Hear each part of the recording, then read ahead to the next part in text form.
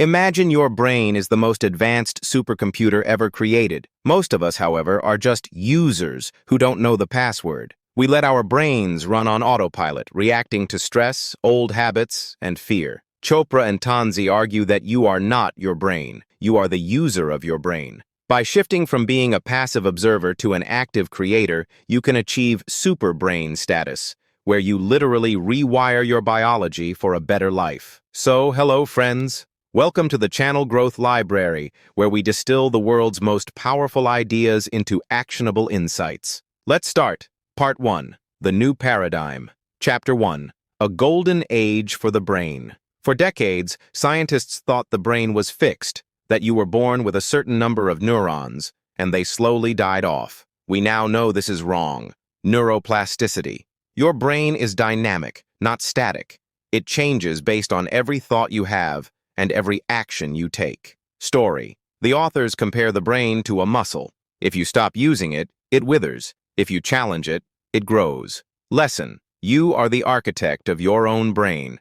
At any age, you can create new neural pathways. Chapter 2. 5 Myths to Overturn. The authors debunk 5 major limiting beliefs. Myth. The injured brain cannot heal.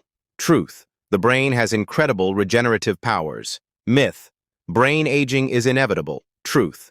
Mental decline is often a result of lack of use, not just age. Myth. The brain's hardwiring is fixed. Truth.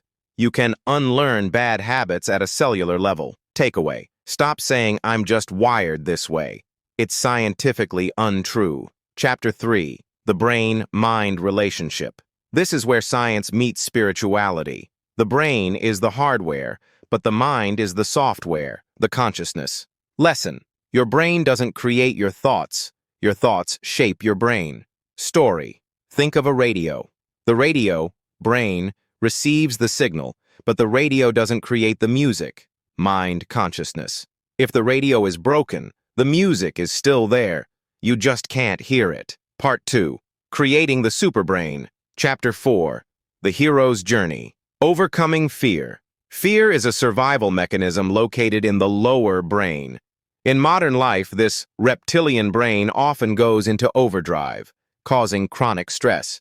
You must move from the emotional brain to the intellectual brain. Practical exercise.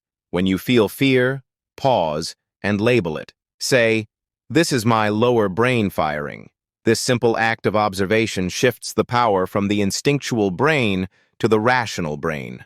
Chapter 5. Memory. The Storehouse of Self. We often think of memory as a filing cabinet, but it's actually a reconstruction. Insight. Stress destroys memory. Cortisol, the stress hormone, literally shrinks the hippocampus, the brain's memory center. Lesson.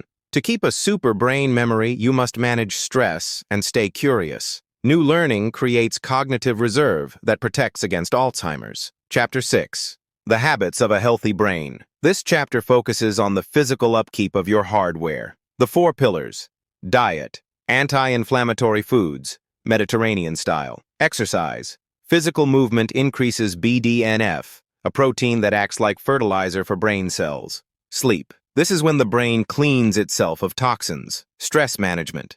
Meditation is the ultimate super brain tool. Part 3. The Brain and Your Well-Being. Chapter 7. Happiness is a choice. Chopra and Tanzi argue that happiness isn't a result of what happens to you. It's a result of how your brain interprets what happens. The story of the 2 wolves. Inside your brain, there is a battle between a wolf of resentment and a wolf of joy. The one that wins is the one you feed. Takeaway. Practice reframing. When something bad happens, consciously look for a different interpretation. This builds the happiness muscle in the brain. Chapter 8. The brain's role in health. Your brain is the central command for your immune system. The mind-body connection. Negative thoughts can actually weaken your white blood cell count. Lesson. Use visualization. By visualizing yourself as healthy and vibrant, you send chemical signals to your cells to repair themselves. Part 4. The Spiritual Brain. Chapter 9. The Power of Intuition. A superbrain isn't just logical, it's intuitive. Insight. Intuition is fast-tracked intelligence. It's when the brain processes millions of bits of data in a split second. How to grow it. Spend time in silence. When you quiet the chatter of the analytical brain, the intuitive brain can finally be heard. Chapter 10. Enlightenment and God. The authors conclude by looking at the highest state of the brain, unity, consciousness. The lesson. The ultimate goal of a superbrain is to realize its connection to the entire universe. This isn't just woo-woo philosophy. It's about reaching a state of brain coherence where all parts of the brain work in perfect harmony. Takeaway. Daily meditation. It is the only scientifically proven way to harmonize the entire brain structure. To move from a standard brain to a superbrain, you must take the following steps. Observe. Become the user. Watch your thoughts instead of being controlled by them. Challenge. Learn a new language, instrument, or skill to keep neuroplasticity alive. Rest. Prioritize 7-8 hours of sleep to allow your brain to detox. Quiet. Meditate for at least 15 minutes a day to lower cortisol and strengthen the prefrontal cortex. The bottom line. Your brain is a living, breathing process. It is not something you have, it is something you do.